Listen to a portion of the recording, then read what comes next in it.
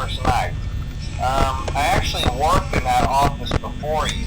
I'm finishing up my last week now, as a matter of fact, so I know it can be a bit overwhelming, but I'm here to tell you there's nothing to worry about. You'll do fine. So let's just focus on getting you through your first week, okay? Let's see. First, there's an introductory greeting from the company that I'm supposed to read. It's kind of a legal thing, you know. Welcome to Freddy Fazbear's Pizza, a magical place for kids and grown-ups alike, where fantasy and fun come to life. Fazbear Entertainment is not responsible for damage to property or person.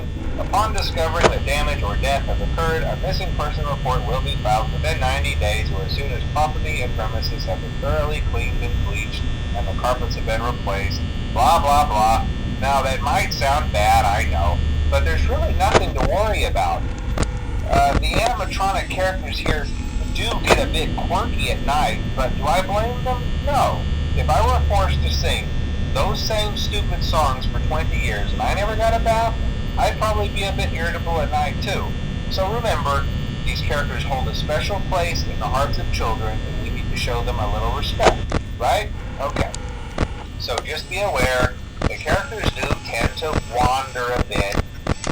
They're left in some kind of free roaming mode at night. Something about their servos locking up if they get turned off for too long. They used to be allowed to walk around during the day too, but then there was the bite of 87. Yeah, it's amazing that the human body can live without the frontal lobe, you know?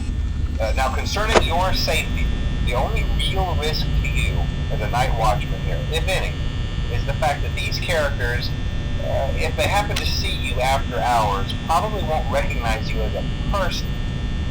They'll most likely see you as a metal endoskeleton without its costume on. Now, since that's against the rules here at Freddy Fazbear's Pizza, they'll probably try to forcefully stuff you inside a Freddy Fazbear suit. Now, that wouldn't be so bad if the suits themselves weren't filled with crossbeams, wires, and animatronic devices, especially around the facial area. So you can imagine how having your head forcefully pressed inside one of those could cause a bit of discomfort and death. The only parts of you that would likely see the light of day again would be your eyeballs and teeth when they pop out the front of the mask. Yeah, they don't tell you these things when you sign up. But hey, first station of the breeze. I'll chat with you tomorrow.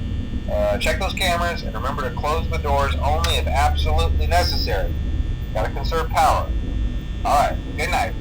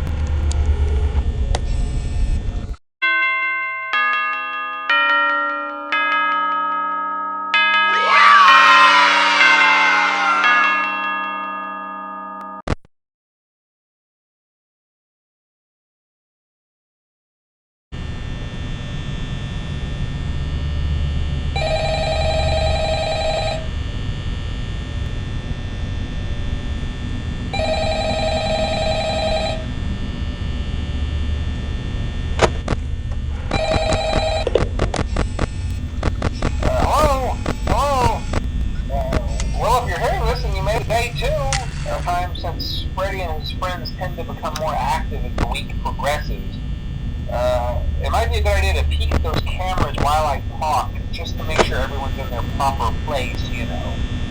Interestingly enough, Freddy himself doesn't come off stage very often. I've heard he becomes a lot more active in the dark, though. So, hey, I guess that's one more reason not to run out of power, right? I also want to emphasize the importance of using your door lights. There are blind spots in your camera view, and those blind spots happen to be right outside your doors. So if you can't find something or someone on your cameras, be sure to check the door lights. You might only have a few seconds to react. Not that you would be in any danger, of course. I'm not implying that. Also, check on the curtain in Pirate Cove from time to time. The character in there seems unique in that he becomes more active if the cameras remain off for long periods of time. I guess he doesn't like being watched. I don't know. Anyway, I'm sure you have everything under control. Talk to you soon.